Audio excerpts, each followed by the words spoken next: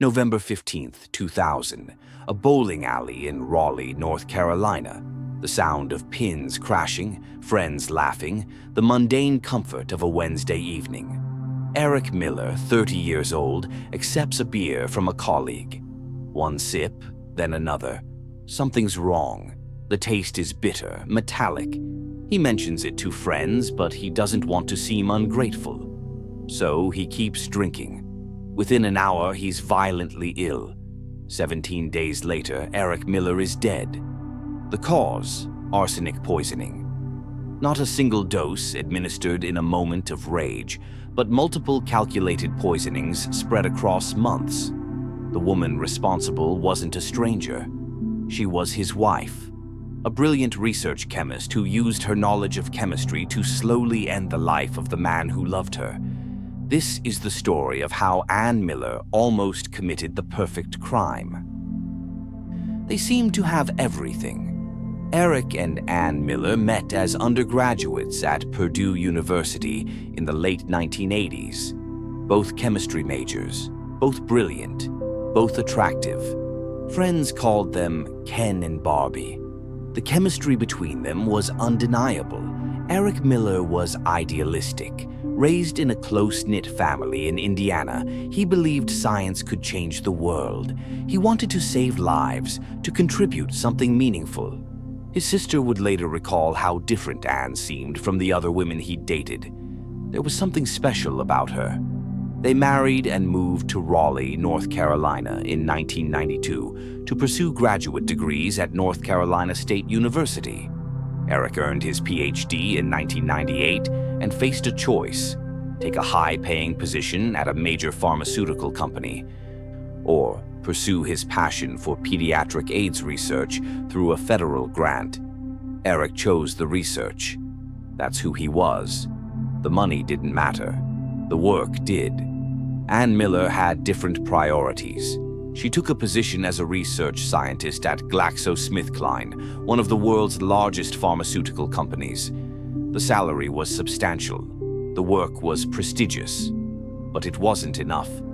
In January 2000, their daughter Claire was born. From the outside, the Millers appeared to be the perfect family. A brilliant AIDS researcher married to an accomplished pharmaceutical scientist, raising their baby daughter in North Carolina's Research Triangle. Behind closed doors, the facade was crumbling. At GlaxoSmithKline, Ann Miller met Darrell Willard. He was 37, married with a young daughter. A respected research scientist working on arthritis treatments. Somewhere along the way, while collaborating on research projects, an affair began. Phone records would later reveal the extent of their relationship. Over 100 calls between Ann and Darrell in the fall of 2000 alone, some lasting more than 30 minutes. Emails seized from Ann's work computer painted the picture clearly. Intimate messages, declarations of love, plans for a future together. In early November 2000, just days before Eric would first fall ill, Ann and Darrell flew to Chicago. They registered at the Ritz-Carlton as husband and wife. They ordered room service. They acted like newlyweds. Back in Raleigh, Eric Miller was in his laboratory at the University of North Carolina, Chapel Hill, working to find treatments for children with AIDS. He had no idea that his wife was living a double life, but Eric was starting to notice things. Ann coming home late from work, explanations that didn't quite add up. He began driving around town looking for her when she claimed to be working late.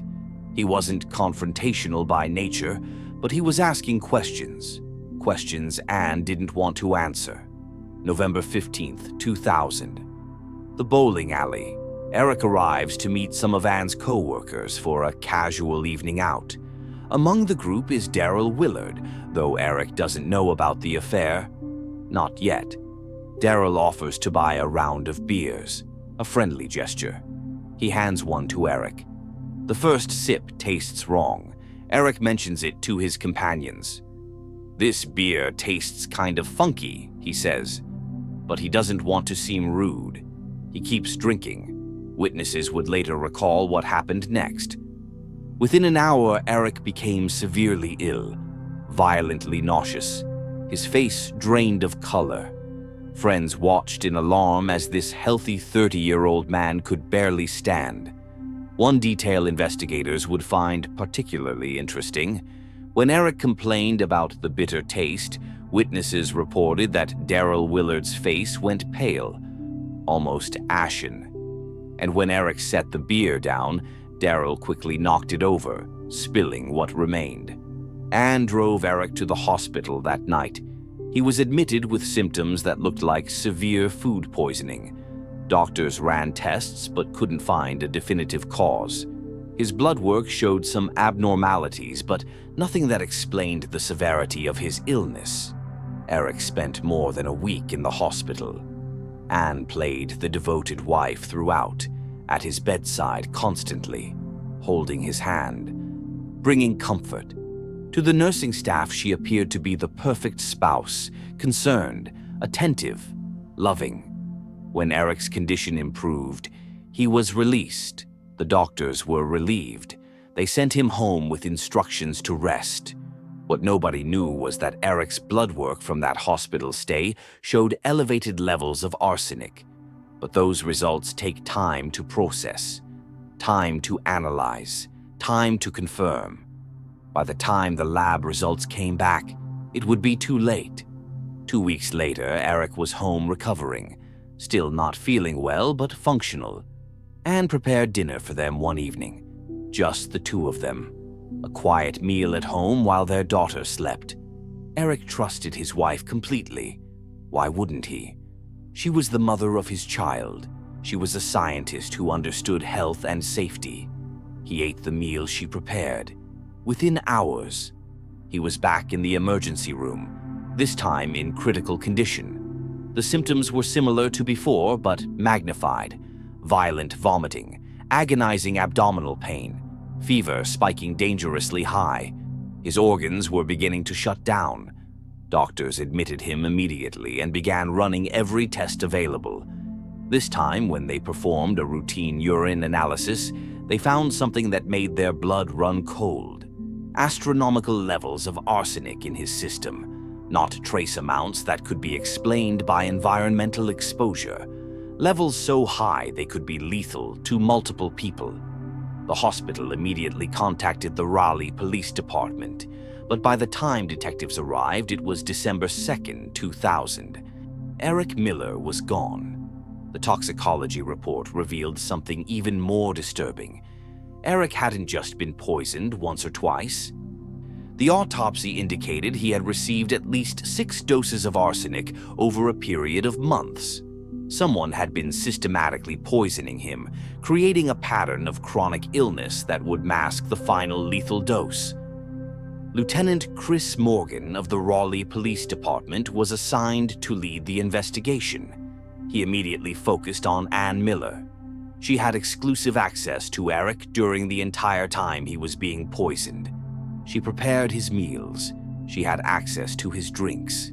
She was present during every episode of illness. But when detectives tried to question Anne, she broke down in tears. Too distraught to talk, too devastated to provide a statement. Within 2 days of Eric's death, she retained 2 of North Carolina's top criminal defense attorneys. On December 4th, investigators executed a search warrant at Anne's workstation at GlaxoSmithKline. What they found was damning: an arsenic compound used in research laboratories, the same type of arsenic that had ended Eric Miller's life. Anne had direct access to it. Then came the evidence of the affair. Emails between Anne and Daryl revealing their intimate relationship. Phone records showing over 100 calls in the months before Eric's death. Evidence of their trip to Chicago, registered as husband and wife, just days before Eric first fell ill. The walls were closing in. January 21st, 2001, police executed a search warrant at Daryl Willard's home. They confiscated documents, computers, any records that might connect him to Eric's murder. Lieutenant Morgan pulled Daryl aside during the search. "Daryl, I think you've been used by a woman," Morgan said, watching Daryl's reaction carefully. Daryl looked up, resignation on his face. "Yeah," he replied, "and she's done a very good job of it." Then he said he couldn't talk anymore. He needed to call his attorney. As Daryl sat in the back of Morgan's car making that phone call, Morgan stood outside, certain that Daryl knew who killed Eric Miller, that he was the key to unlocking the entire case. 24 hours later, everything changed. On January 22, 2001, Daryl Willard's wife, Yvette, came home from work to find him in their garage. He had taken his own life with a gunshot wound to the head. Next to his body was a suicide note. "I have been accused of an action for which I am not responsible," the note read. "I have taken no one's life save my own." But before he died, Daryl had met with his attorney, Rick Gammon, and in that confidential meeting, protected by attorney-client privilege, Daryl revealed something crucial, something that would eventually lead to Anne's arrest. The investigation stalled for years. Anne had moved to Wilmington with her daughter. She remarried, taking the name Contz. She was building a new life. Lieutenant Morgan was frustrated. He was certain Anne Miller was responsible for her husband's death, but the key piece of evidence remained locked away by attorney-client privilege. Then, late one night, while reviewing the case file for what felt like the 100th time, Morgan saw it. A transcript from a police interview with Yvette Willard. She had told investigators that before Daryl's death, his attorney, Rick Gammon, had warned him he could be charged with attempted murder in the Eric Miller case.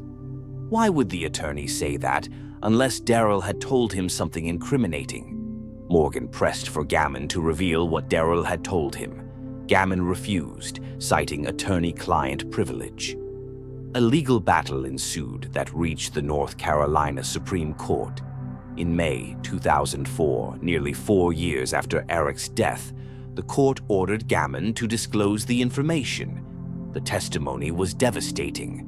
Daryl Willard had told his attorney that Anne confessed to him about poisoning Eric. Specifically, that while Eric lay in his hospital bed during that first hospitalization in November, Anne had taken a syringe and needle from her purse and injected an unnamed substance into Eric's IV line. She had poisoned her husband while he lay vulnerable in a hospital bed, surrounded by doctors and nurses, believing he was getting better. On September 27, 2004, Anne Miller Contz was indicted for first-degree murder. She turned herself into police and was held on $3 million bail. Her trial was scheduled to begin in January 2006. Prosecutors were prepared to present overwhelming evidence. The arsenic from her workplace, the affair, the phone records, the emails, the attorney's testimony about the IV injection. But in November 2005, just weeks before trial, Anne's legal team negotiated a plea deal. She pleaded guilty to second-degree murder and conspiracy to commit first-degree murder. In exchange, she received 25 to 31 and a half years in prison. 2 consecutive sentences that would ensure she wouldn't be eligible for parole until 2029, when she would be at least 60 years old. Her attorney read a statement on her behalf in court. "I feel a deep sense of remorse and regret for Eric's death. I will struggle for the rest of my life with how this could have happened."